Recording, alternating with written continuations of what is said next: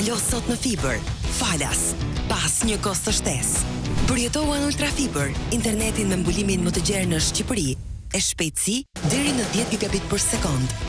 Telefono 123 ose vizito çdo dyqan One.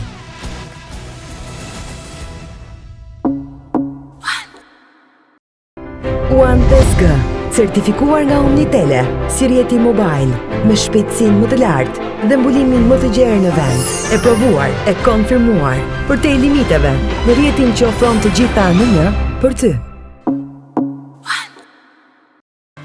Të merret fryma, të djersiten duart, ke frikë dhe angst kur duhet të mbash një mbledhje pune, një fjalim, apo të mbyllësh një marrëveshje.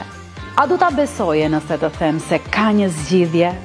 Trajnimi individual dhe i personalizuar, i të folurit në publik, ka ndryshuar jetën e më shumë se 1000 personave, të cilët janë trajnuar në studion tonë. Trajnimi i të folurit në publik, për më shumë detaje, më kontakto. Të pres.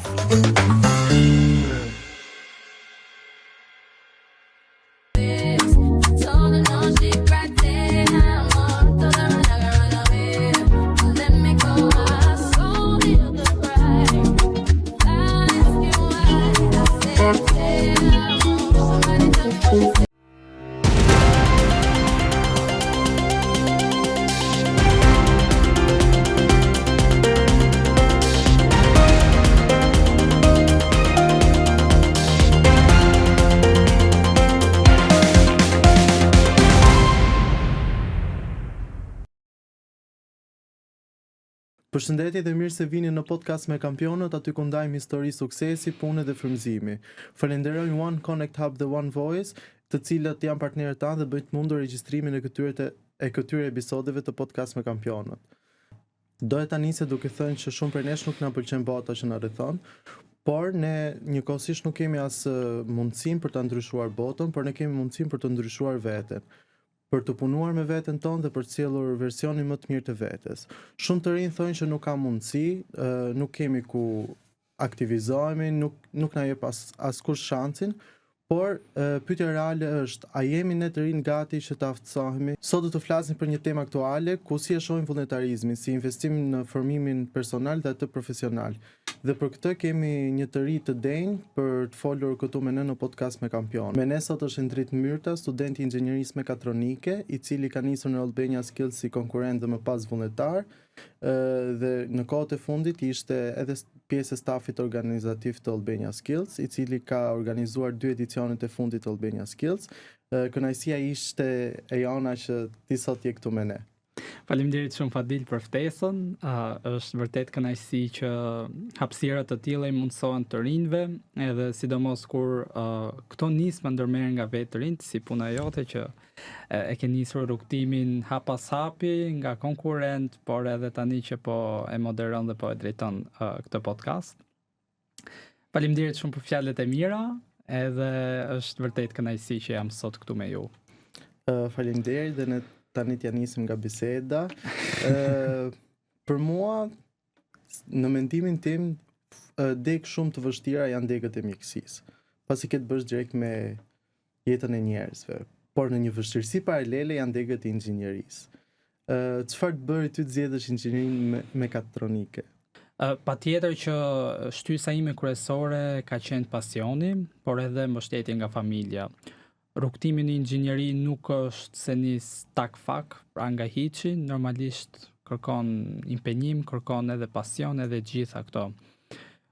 Mbaj mend kur kam qenë 5 apo 6 vjeç, unë prisha kompjuterin, më sa ka qenë telefon, edhe më pas kompjuter, pra 2 pajisje i prisha se kurioziteti më shtyu të shikoj se çka kanë brenda këto, nga çfarë ndërtohen. E normalisht prindrit u atësaruan disi, por okay. Në një farë mënyre e shmanga sherrin e mundshëm. Më pas, unë edhe gjatë 9 vjeçares kujtoj që kam pasur pasion edhe lexoja.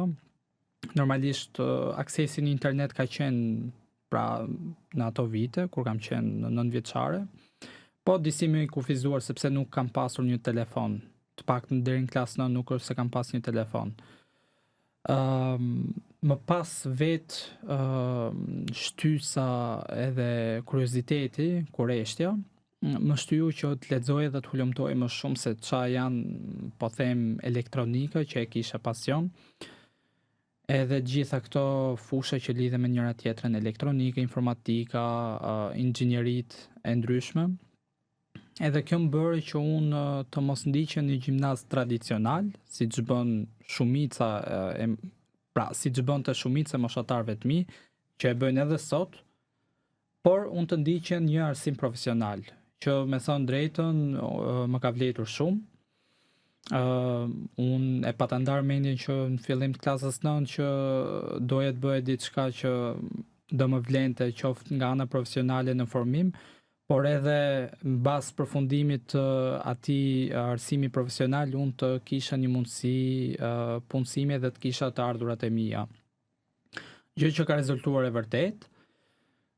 Gjatë 4 viteve të gjimnazit, më duhet të them që ka qenë një përvojë shumë e bukur, sepse kam mësuar edhe e kam shijuar, edhe jam punësuar që në vit 3 të gjimnazit, më pas gjatë vitit 4 kam qenë gjatë gjithë kohës si punësuar, edhe për hir të vërtetës ka qenë përvojë shumë e bukur, por të gjitha ato njohuritë që unë kam marrë gjatë gjimnazit më janë dashur edhe tani në universitet, sepse gjimnazi ishte fillimi i rrugtimit tim në inxhinieri dhe universiteti, po them, i dha formë gjithë atyre dijeve që unë kisha marrë tashmë në gjimnaz, që ti bëja dhe ti studioje në një nivel tjetër në universitet.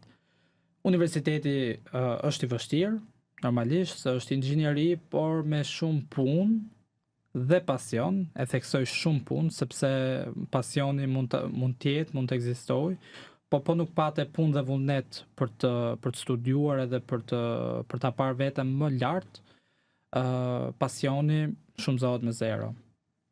A e ke ndjerë vështirësinë në momentin që fillove universitetin, pasi ti përmende që në gjimnazin profesional ti ke marrë shumë njohuri të cilat lidhen me degën që do vazhdoje, ndryshe nëse do vazhdoje një gjimnaz përgjithshëm. A e ke ndjesh vështirësinë në momentin që fillove në universitet dhe i the vetes që e drejt duhet të punosh fort tash?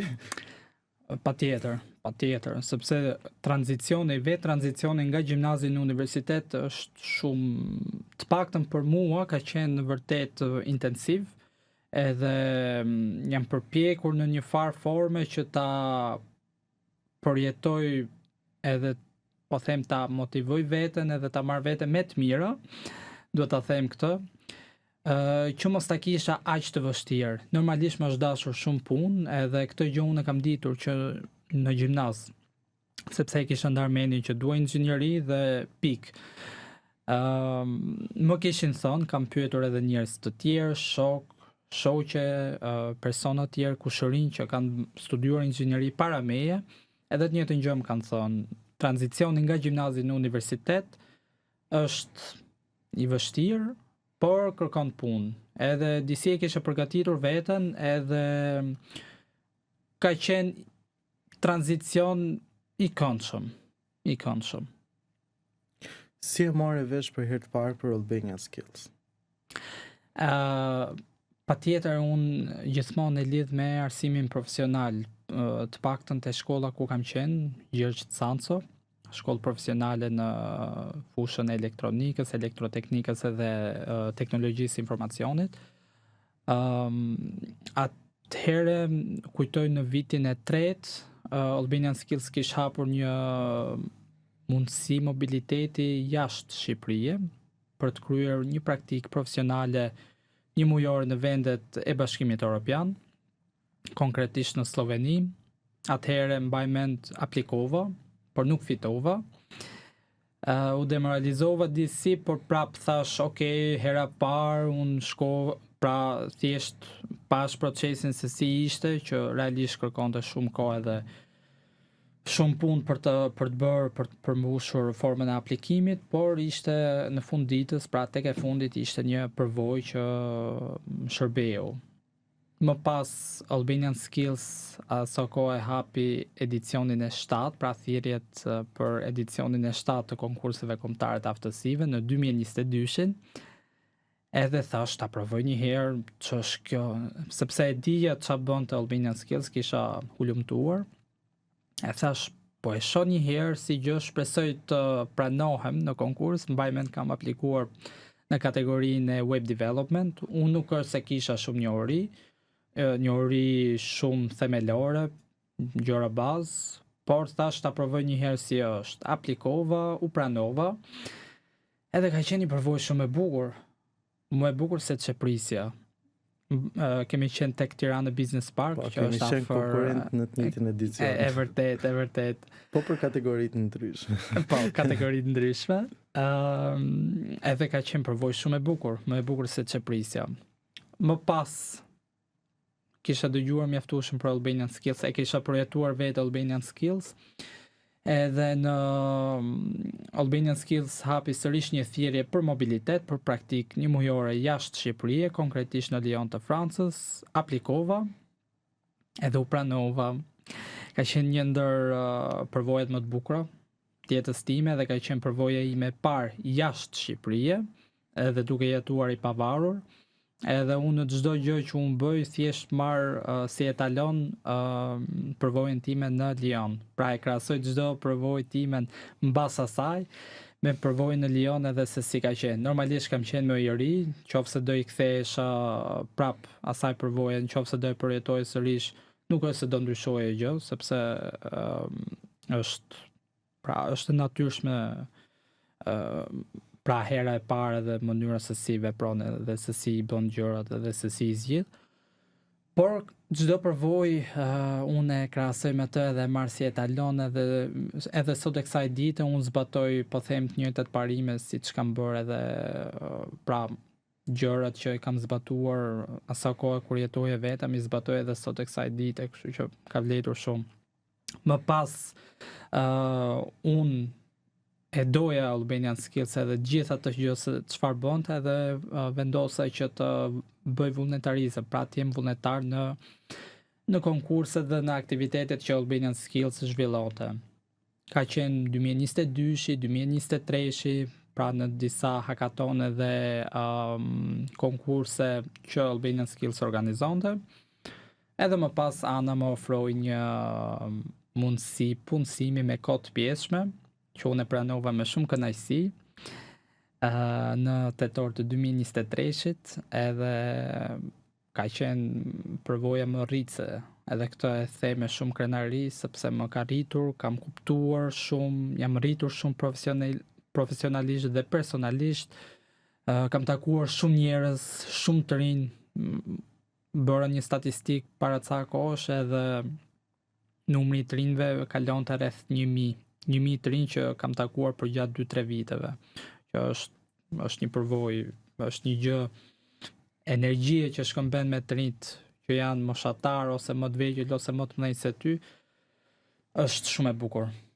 Edhe tani për momentin, pra unë nuk jam pjesë si staff i Albanian Skills, por gjithmonë zgjedh të kontribuoj edhe të jap vullnetin, pra të jap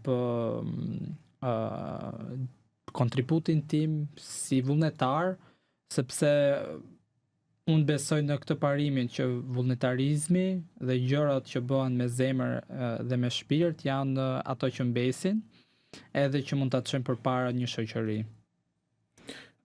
Nëse ti the një rrugtim shumë të bukur dhe do kapemi në disa momente, the që marrë pjesë në Albanian Skills si konkurrent në web development. A ishe fitues në të edicion? Jo. A nuk e mendove që të vazhdoje, do me thënë, si konkurrent në Albanian Skills? Çfarë të shtyu që ti të vazhdoje si vullnetar dhe jo më si konkurrent? Sepse nuk e shikoja veten aq të mirë mjaftueshëm për të konkuruar në një kategori konkursesh që Albanian Skills bënte. Edhe patjetër ishte edhe çështja e kohës, sepse kam qenë edhe në punë, edhe zgjodha që më mirë të bëj pra vullnetarizëm që lidhej me një aktivitet ose dy aktivitete që mund zhvilloheshin në fundjavë, që nuk është se më merrte shumë kohë. Se sa në konkurs që nuk e ndjeje veten fort përgatitur edhe prandaj zgjodha që mos t'jem si konkurrent. Cilat kanë qenë disa gjëra që ti e sheh që të kanë ndihmuar eksperienca si vullnetar në Albania Skills? Shumë gjëra.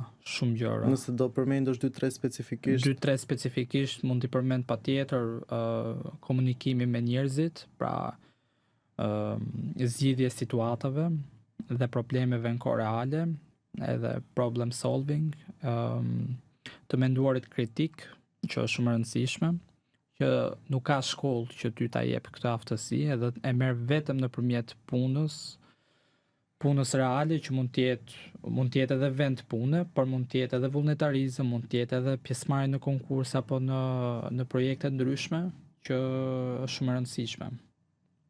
Përmende edhe pjesën e eksperiencës tënde në Lyon, që e përmend si një ndër eksperiencat tuaja të para dhe më të bukurat. Eksperienca në Lyon erdhi pasi ti ishe refuzuar në aplikimin e parë. Nuk mendove të hiqe dorë? Cilat kanë qenë ato gjëra që ty të shtyn që mos hiqe dorë, që të vazhdoje dhe të aplikoje derisa që ti tu pranoje? Sepse mendoja që unë mund t'ja dalë, kisha besim vetvete, edhe pra doje që të merrja pjesë. Pra ishin dy nga gjërat. E para, doja të merrja pjesë në një përvojë ndërkombëtare, siç ishte mobiliteti, pra praktik një mujore në Lyon. Por e dyta ishte që do më ndihmonte shumë edhe në pjesët e tjera që lidhen me profesionin. Këto ishin dy pikat që duhet të nxjerr në pa. Cilat ishin ato ndryshime duke krahasuar jashtë me Shqipërinë? Ka shumë. Duke nisur që nga infrastruktura, pra transporti publik, pastërtia, ruajtja e monumenteve të kulturës, pra qyteti i vjetër. Normalisht në çdo vend të Europës, paktën aq sa kam vizituar unë, ti gjen një qytet të vjetër brenda qytetit, brenda një qyteti. Këtu në Shqipëri ne nuk është se kemi të paktën kryeqytet. Nuk kemi më se janë shembur. Në qytete tjera po kemi në Shkodrën për shembull, Gjirokastrën. Pra kemi monumente, Beratin po ashtu. Po turistët kur vinë Tiranë një herë, pastaj ikin në qytete tjera, kështu që duhet të ishin ruajtur, po tani nuk është se kemi nuk është se i rikthejmë dot, kështu që truajmë këto që kemi të paktën. Po në pjesën profesionale për atë që ti shkove në Lyon, cilat janë ato ndryshime për shembull që ne mund t'i rregullojmë edhe këtu në Shqipëri? Jo vetëm në Lyon, pra në atë përvojë, po edhe në përvojët e tjera që unë kam pasur jashtë, marr shkas edhe nga përvoja ime fundit në Gjermani, që kam bërë një praktik 3 mujore. Është kultura e kompanive. Pra kompanit dinë se si ti drejtohen punonjësve, dinë se si ti trajtojnë punonjësit, i trajtojnë me dinjitet, i japin mundësi zhvillimi, i japin rroga dinjitoze, ku këtu në Shqipëri mund të ketë kompani që e bëjnë këtë gjë, po janë shumë pak. Klasin gjithmonë për pjesën e shumicës. Se shumica, po them, shumica definon gjithë një kategori, po them. Shumica e definon një kategori, kështu që për fat keq nuk është se kemi. A mund të bëhen ndryshime? Patjetër. Edhe kompani duhet të jenë shumë të hapura drejt qasjeve më perëndimore. Kuptimin që t'i trajtojnë punonjësit më mirë, t'i japin rroga më të mira, që justifikon lodhjen e tyre. Por edhe nga ana tjetër nuk mund t'i vendosim fajin vetëm kompanive, po edhe punonjësit vetë duhet, pra të rinjt, por edhe profesionistët, duhet të jenë po them më proaktiv, edhe ti adresojnë problematikat që mund të kenë me punëdhënësit në mënyrë që t'i zgjidhin. Pra nëse ka një pakënaqësi, ato të kenë mundësi ta flasin me punëdhënësin edhe të shohim se ç'a mund bëhet, a ka ndonjë rrugë zgjidhje apo jo. Nëse s'ka, ka kompani tjera. E nëse ka, hajde i rregullojmë këto gjëra. Pra kjo është në përgjithësi. Patjetër ka edhe pika tjera që nuk duhet ndalem, sepse do merrte shumë kohë, por që kjo është në përgjithësi edhe ato që vë më shumë rejon. Po nëse ti vetë do ishe, për shembull, duke ndërtuar një kompani tënde, do ishe, do me thënë, duke qenë se i ke provuar eksperiencat jashtë, do ishe me këtë frymën perëndimare, apo thjesht do u përshtasje me vendin, pasi është e vështirë që duke qenë se shumica është kështu, është e vështirë të krijosh një frymë të re. Patjetër që do ndiqet një frymë perëndimore. Nuk unë e mendoj si për vete, në këtë aspekt jam empatik, që do të thotë e gjykoj pozicionin qoftë se do kisha një kompani apo një startup apo çfarëdo qoftë, që unë të kisha mundësi të punësoje njerëz.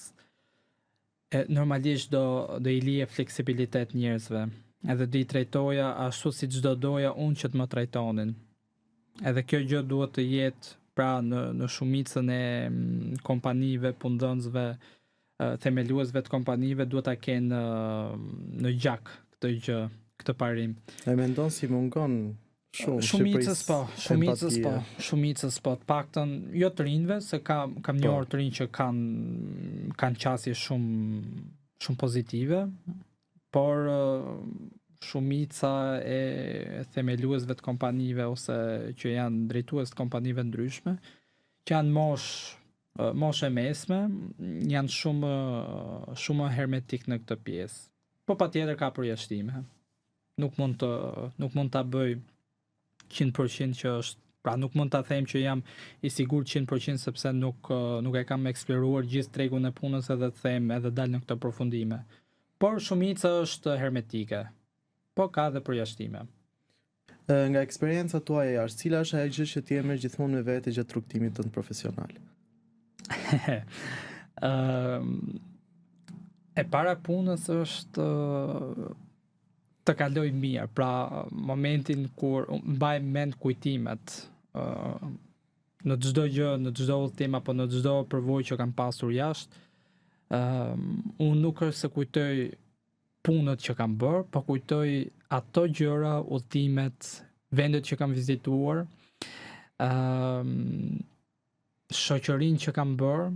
Pra këto gjëra unë i mbaj edhe sot e kësaj dite, unë kam kontakte me shumë nga ata që kanë qenë pjesë e këtyre përvojave jashtë.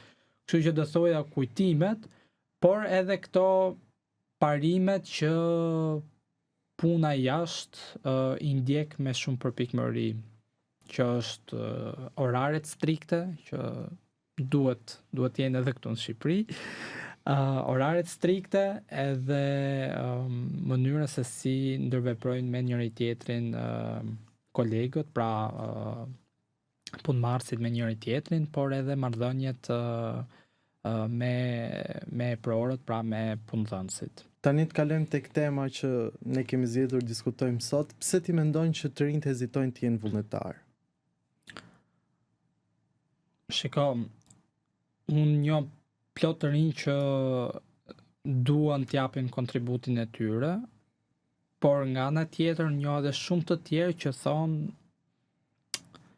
nuk kam kohë, ose është kot, që duan, nuk e duan, thonë, nuk më hyn punë. Pra nuk e shohin si një mundësi që atyri shërben për të përmirësuar edhe për të mësuar gjëra, për të bërë shoqëri, por e shohin si diçka që një organizat apo një kompani apo një entitet e shikojnë që do i shfrytëzojë ata. Mendoj se kjo qasje duhet të ndryshojë nga të rinjt. Do thuash ti nga kush duhet vi ky ndryshim. Shkolla nuk është se promovon shumë, të paktën me aq sa di nga përvoja ime personale, por edhe me aq sa unë kam pyetur. Nuk është si japin shumë Pra nuk është se i nxisin shumë të rinjt, pra nxënësit dhe studentët të marrin pjesë në për konkursa apo evente që i bën ata që të japin kontributin, pra të jenë vullnetar. Normalisht kjo gjë duhet vijë nga vetë, duhet buroj.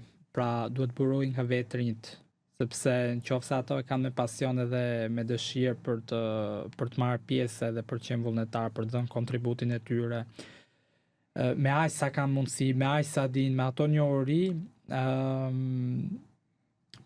do ishte gjë shumë e mirë.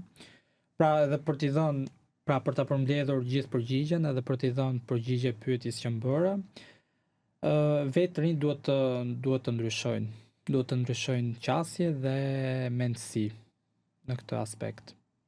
A ekziston mentaliteti pse unë të punoj falas? Dhe sa puni prish ky mentalitet të rinjve që... Shiko, unë duhet të lidh me situatën politike që ka qenë në Shqipëri, pra në periudhën e komunizmit.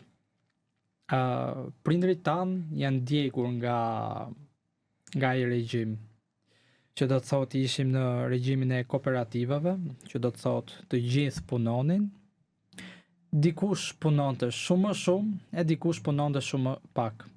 Po çfarë sillte kjo? Ata nuk është se merrnin rrogën e tyre apo shpërblimet e tyre në bazë të punës që ata bënin. Thjesht trajtoheshin barabartë. Ky regjim çfarë bëri? I dëmtoi besimin brezit të prindërve tanë.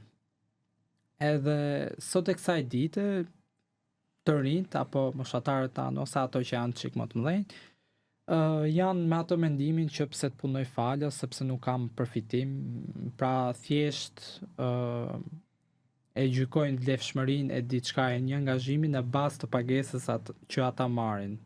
Po nuk është, paktën në këtë shekull edhe në këtë dekadë që jemi, nuk është vetëm ajo. Ty të duhen shumë aftësi të ndryshme që në punë patjetër do i marrësh, po ti nuk e fillon dot direkt një punë me pagesë, ty duhet bësh edhe disa praktika pune, duhet marrësh pjesë edhe në disa konkurse apo ngjarje ndryshme që zhvillohen, që të gjitha këto kontribuojnë në atë gjë që në punë vlerësohen. Pra të jesh i organizuar, të jesh korrekt, të bësh punën edhe të dorëzosh gjërat, detyrat në afatet e caktuara, edhe shumë të tjera, që gjitha këto lidhe me këtë punën falas, sepse ka dhe diçka të mirë kjo punë falas, që ti nuk ke përgjegjësi, pra ti e bën diçka një detyrë, po nuk është se të kërkojnë shumë llogari se thonë ky s'po merr lek, ky shqyr që po e bën. Sepse është diçka. Në momentin që paguash, përgjegjësia është më e madhe, pastaj i thot, unë po t'jap rrogën. E patjetër. Se ke bë punën e saktë. Eksakt, edhe këtë gjë. Pra, duhet ta shohin edhe si një mundësi që ato të rinjt dhe profesionistët që janë në kërkim të një pune, po jo vetëm, ta shikojnë si një mundësi prove, që ata të bëjnë këtë punën falas, të marrin disa aftësi, edhe më pas të jenë të gatshëm për tregun e punës edhe për pozicionet që ato janë në kërkim. Nëse ne do flisnim me pjesën e statistikave, dëgjojmë që thonë 70% e të rinjve rrin kafe, 30% e të rinjve rrin punë. Por mendoj që këto statistika ndryshojnë nga dita në ditë. Nëse ne do ta nisim nga vërteta, ti mendon se të rinjt janë dembel apo janë të painformuar? Shiko, në lidhje me këtë pyetje, nuk mund ta pres me thik. Patjetër ka të rinj që janë shembuj jo shumë të mirë për të ndjekur, që janë dembela, që preferojnë të rinë kafeve ose të bëjnë veprime të pahishme ose të rinë edhe kot. Po nga ana tjetër ka dhe nga ata të rinj që janë të painformuar.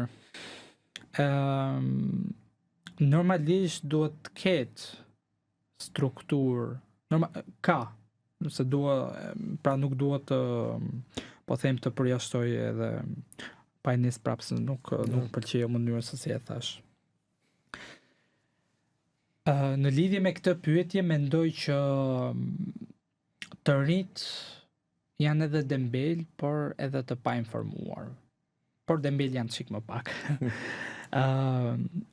Ka nga ata të rinj që janë shembull jo shumë të mirë, që mund të jenë dembel ose që preferojnë të rinë kafeneve, ose mos bëjnë asgjë, të rinë kot, të rinë rrjete sociale, të bëjnë scroll në TikTok.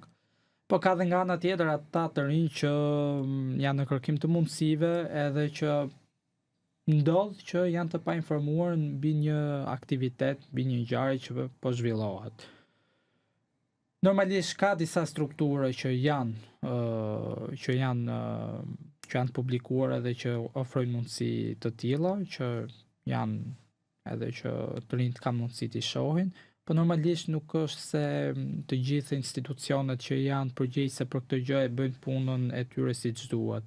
Ka struktura informale që bëjnë punë shumë të mirë duke ndarë njoftime e gjëra të kësaj natyre, pra për përfshirje ndryshme, për aktivitete, ngjarje me radhë, por duhet të jenë në një shkallë më të gjerë që duhet përfshijë më shumë.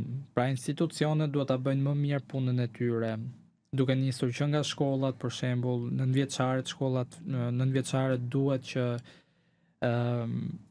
këto njoftime apo aktivitete të mund t'i shpërndajnë me nxënësit e tyre. E njëjta gjë vlen edhe për gjimnazet. Duhet t'i shpërndajnë në për grupet e tyre të WhatsAppit, në për sistemet që ato kanë, strukturat e tyre. E njëjta gjë vlen edhe për universitetet, që zyrat e karrierës, sekretarit apo kushdo qoftë që është në ngarkim të ndarjes së mundësive për studentët, të bëjnë punën e tyre. Ka disa universitete edhe gjimnaze që e bëjnë këtë gjë, por duhet të jetë më shumë, më e gjerë. Duhet të jetë gjitha shkollat duhet ta bëjnë këtë gjë. Kaq është për sa i përket kësaj pjese, duhet të jenë më aktiv institucionet përkatëse. Për pjesën e informimit janë dhe rrjetet sociale, pasi ne dim që të rinjt shpenzojnë shumë kohë në rrjetet sociale. Por konkretisht të rinjt janë ato që nuk preferojnë që ta marrin informimin nga rrjetet sociale, por të shohin gjëra të tjera në rrjetet sociale.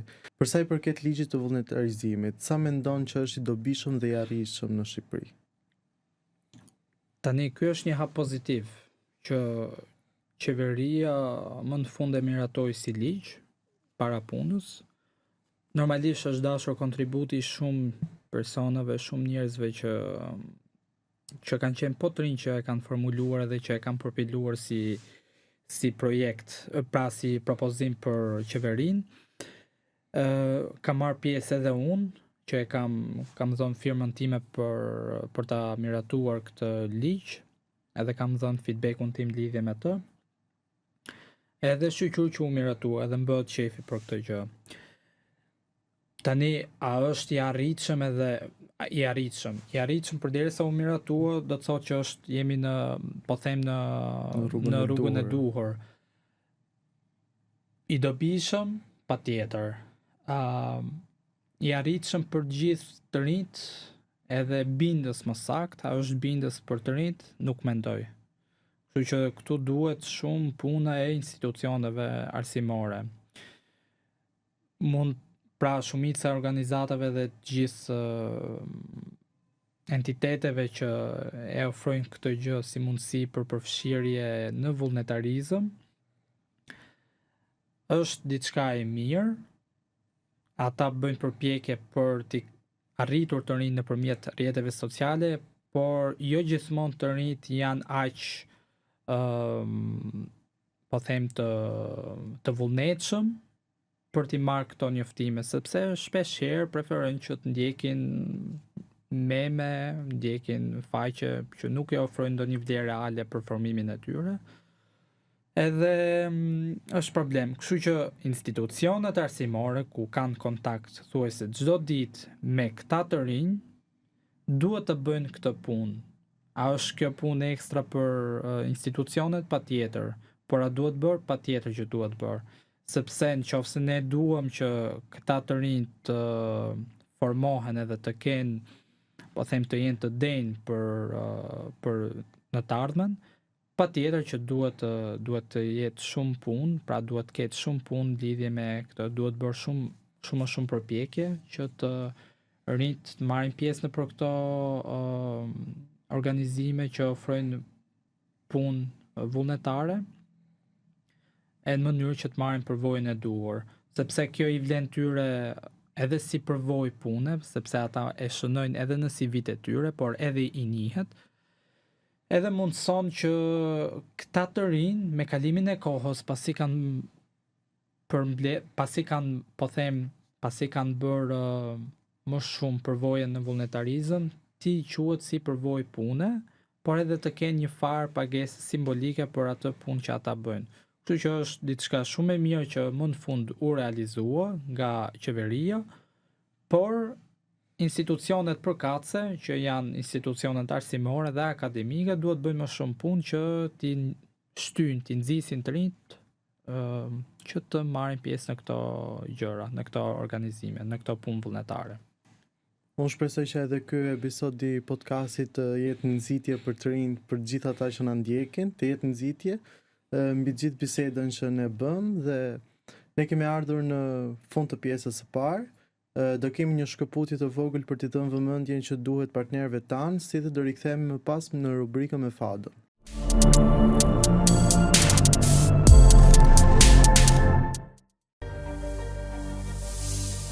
Kalo sot në fiber, falas, pas një kosto të shtesë.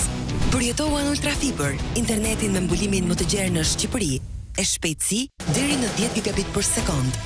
Telefono 123 ose vizito çdo dyqan One.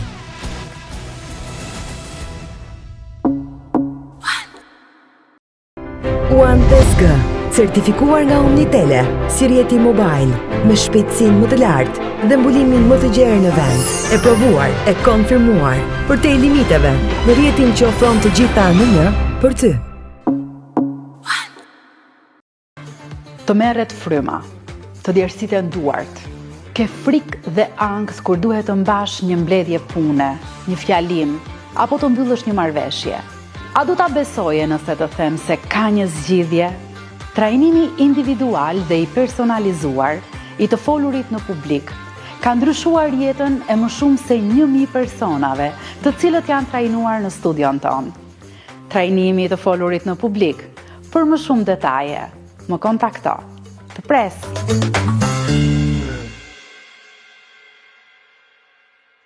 She said, "Say no more," but she put her head around me waist. Told her no, she cried, "Say no more," told her I'm not gonna run away. Let me go, I so feel the pride. Ask you why I said, "Say no more." Somebody tell me.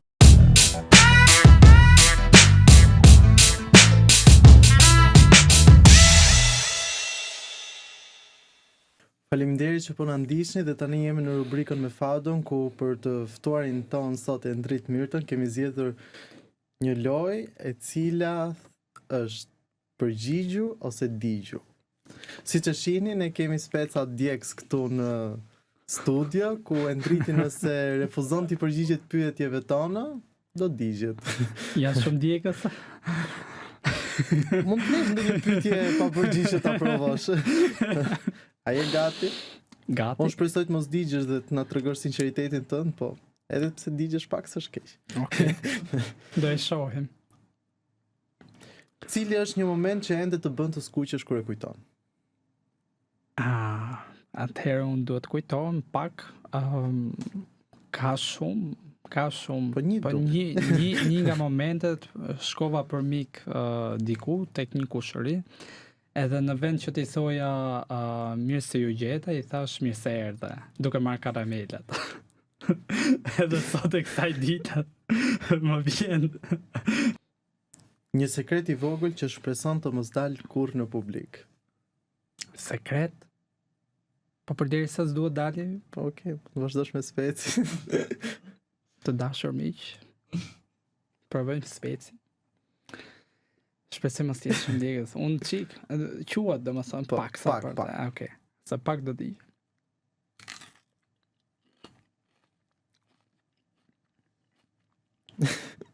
Është djegës, a? S'ka nevojë për përgjigje. Ke bërë ndonjëherë si kur kuptoje diçka për në Pim pak fakt. ujë. Po, mund të vazhdosh. Ke bërë ndonjëherë si kur kuptoje diçka për në fakt ishe komplet në ajër, lost. Shumë herë. Në moment apo Patjetër në leksione. Në leksione pedagogu shpjegonte. Ka qenë ora një moment, një gjë shumë specifike, ka qenë një moment në një lëndë elektronik fuqie. Po shpjegonte një koeficient zysha. Ndërkohë unë nuk e dija fare.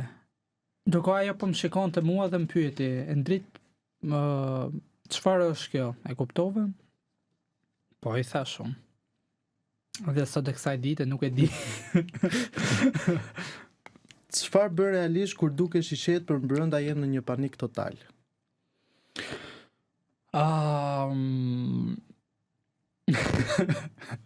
Laj fytyrën me ujë të ftohtë.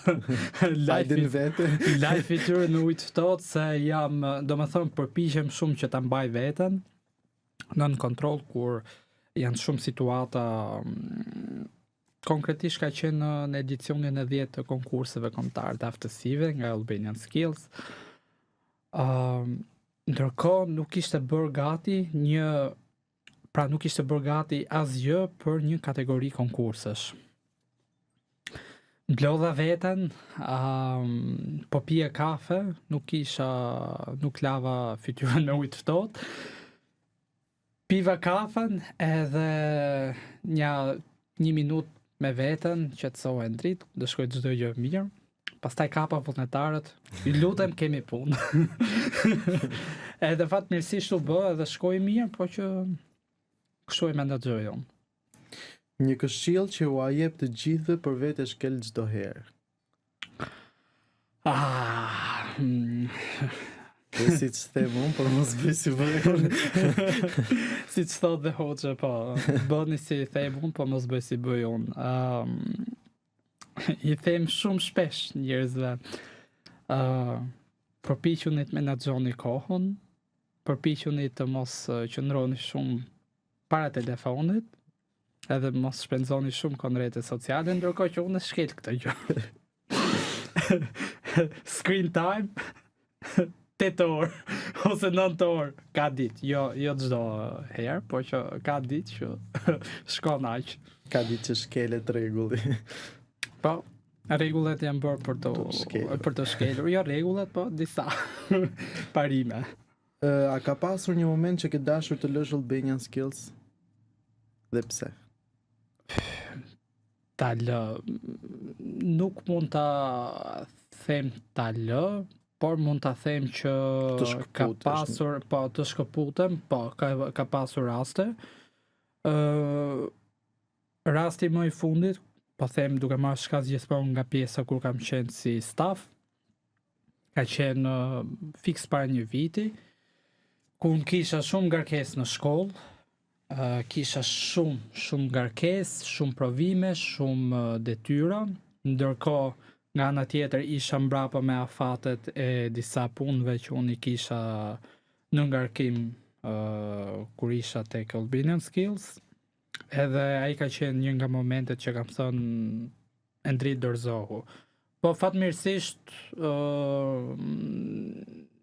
me shumë përpjekje, me shumë mundje dole që mos dërhiqem, që mos shkputem, po thjesht me shumë përpjekje. Ke dëgjuar ndonjëherë njerëz të flasin pas shpine dhe të kanë qeshur në sy? Ka ndodhur, po. Cila është një gjë e vërtet për veten që të tjerë ta thonë shpesh, por ti refuzon ta pranosh? Ka speca pas ka sa duhesh. Marr po këtë si gjunaf, mos t'i fillojmë tjera. Hera e dytë që po ha spec.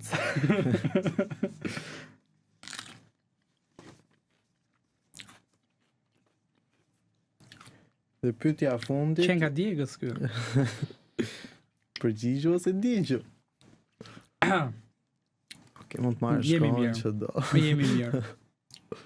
Mund të fillosh me pyetjen tjetër se po dëgjoj. Pyetja e fundit është gafa më e sikletshme që ke bërë para njerëzve. Për para njerëzve ka pasur raste, po unë do përmend për para njerëzve, po që ka qenë një email konkretisht.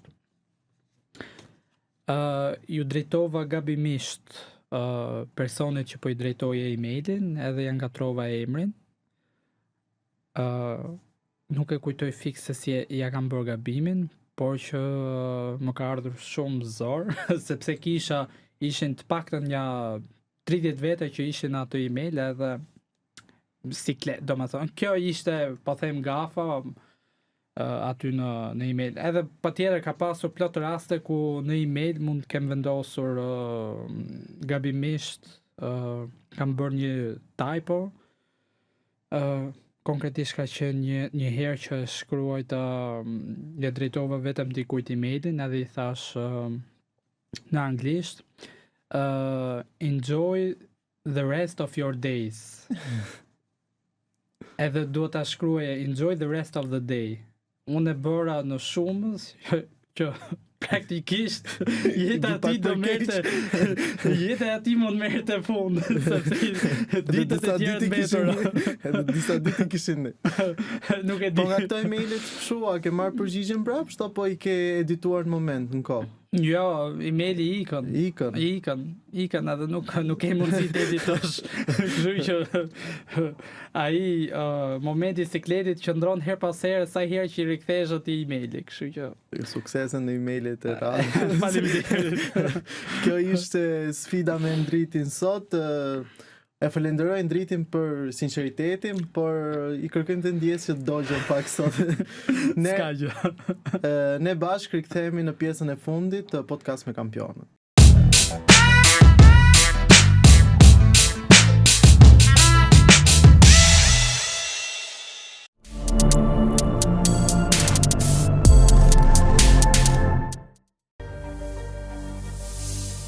Kalo sot në fiber, falas, pas një kosto të shtesë.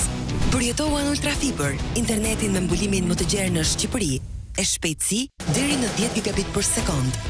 Telefono 123 ose vizito çdo dyqan One.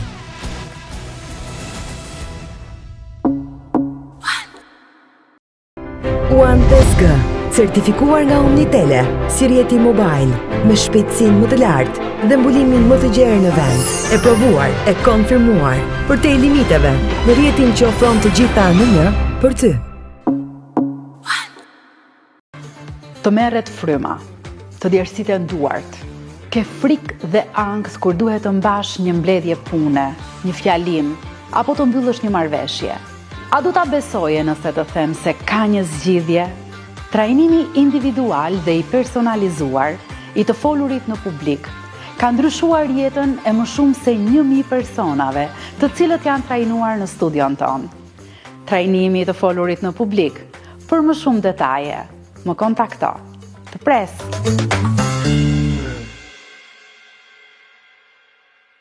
And she said, hey, I'm more, but she put her head around my waist.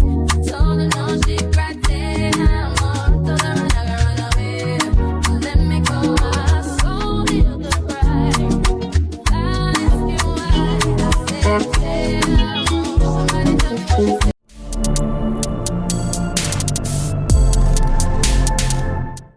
Pjesën e fundit të podcast me kampionët dhe duke marrë shkas nga biseda e mëparshme, dua që të pyes si vlerëson ti ekosistemin e startupeve në Shqipëri dhe se sa ndikon vullnetarizmi në nisjen e një startupi të suksesshëm. Shikom, ke prekur në një pikë të dobët, sepse për startupet edhe pra për fushën e startupeve edhe për vullnetarizmin, sepse dua ta lidh, sepse ky është edhe objekti i bisedës tonë. Mund të flitet shumë, ka pa fund për të folur, sidomos me startupet ka shumë.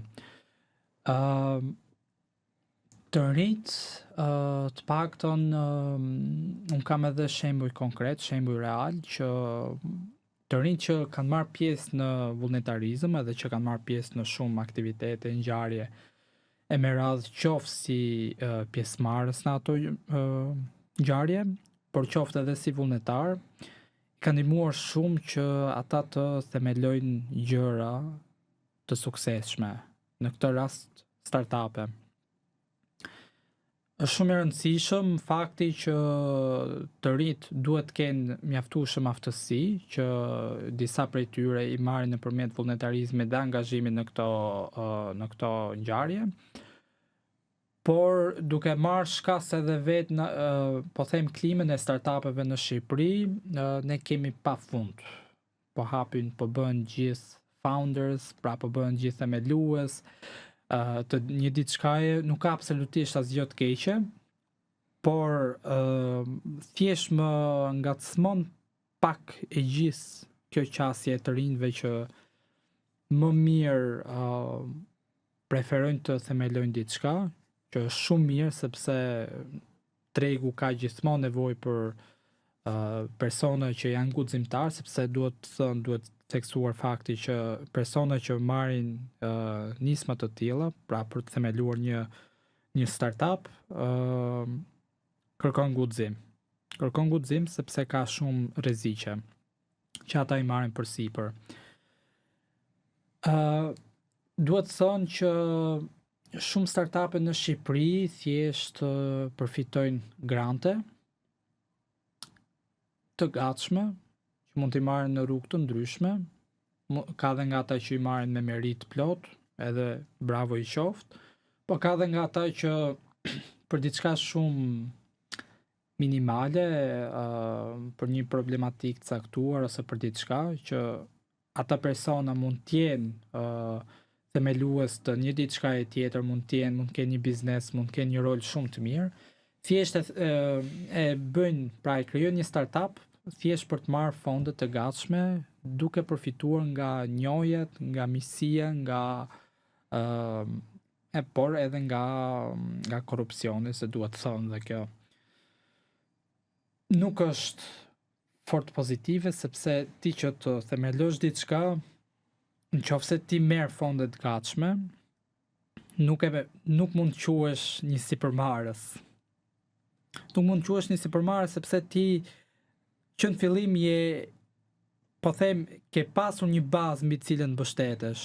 Unë kam plot raste që një persona që e kanë nisur nga zero. Ku them nga zero nuk kishin absolutisht asgjë. Ishin një laptop, një diçka, disa pajisje, që edhe ato i kanë pasur nga punë më parshme, pra duke suportuar veten, edhe kanë arritur të themelojnë gjëra shumë të bukura. Ato quaj unë një sipërmarrës, edhe dikë që merr përsipër rreziqe të tilla, sepse duke themeluar diçka të tillë ti merr parasysh edhe merr përsipër edhe riskun e humbjes. Mbase nuk ka fare fitim, mbase ty të dështon komplet. Po kjo varet edhe nga faktorë të tjerë të ndryshëm që ka shumë faktorë. Nga ana tjetër, nuk duhet të gjykoj këto startupe që marrin fonde edhe grante të gatshme, sepse në fund ditës, tek e fundit është punë e tyre, edhe bravo i qoftë, janë të shkathët edhe kërkon aftësi për ta bërë atë gjë, por unë dua ta lidh me personat që bëjnë, pra që krijojnë startupe, por kanë bërë edhe vullnetarizëm, që është shumë e rëndësishme. Plus, edhe në këto startupe, në këto biznese, ose në këto fillimet e parë të një biznesi, se startupi në thelb ashtu është, hapi i parë ose etapa e parë e një biznesi, duhet të ketë edhe të rinj që të punojnë edhe që të angazhohen në këto, qoftë duke punuar edhe falas, që e përmendëm edhe më përpara, sepse i ndihmon që të fitojnë aftësi.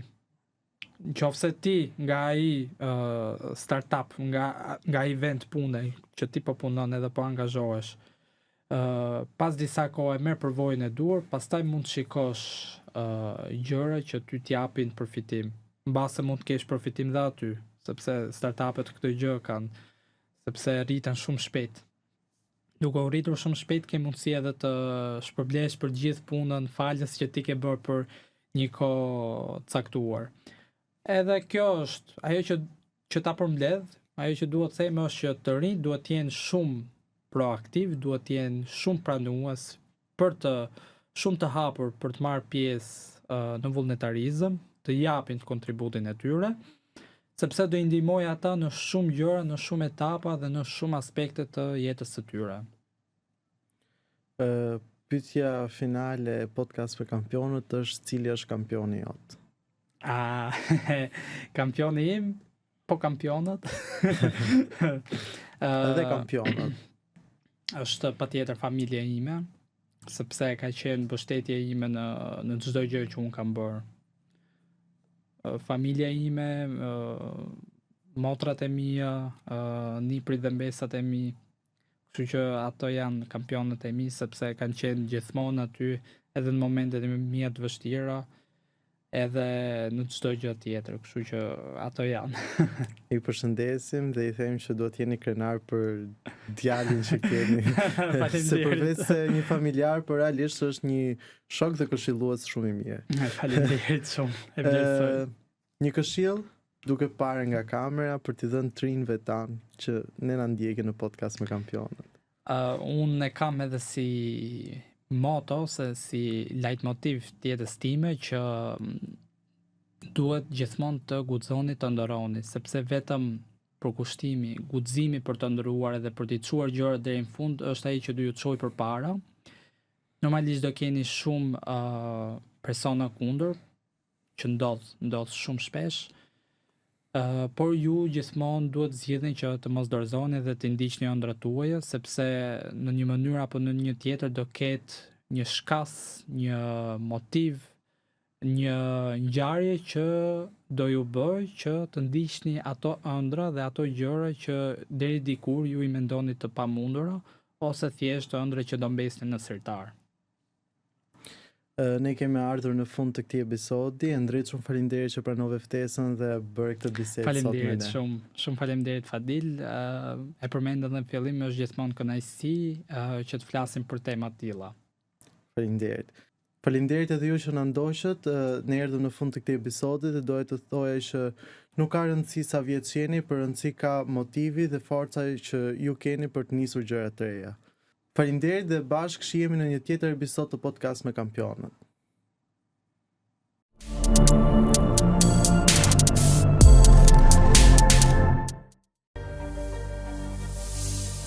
Kalo sot në fiber, falas, pas një kosto të shtesë.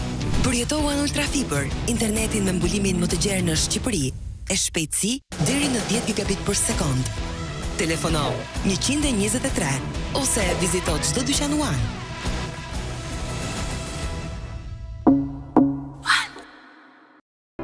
One 5G, certifikuar nga Omnitele, si rjeti mobile, me shpejtësinë më të lartë dhe mbulimin më të gjerë në vend, e provuar, e konfirmuar, për te limiteve, në rjetin që ofron të gjitha në një, për ty. Të merret fryma, të djersiten duart, ke frikë dhe angst kur duhet të mbash një mbledhje pune, një fjalim, apo të mbyllësh një marrëveshje. A do ta besoje nëse të them se ka një zgjidhje? Trajnimi individual dhe i personalizuar i të folurit në publik ka ndryshuar jetën e më shumë se 1000 personave, të cilët janë trajnuar në studion tonë. Trajnimi i të folurit në publik. Për më shumë detaje, më kontakto. Të pres.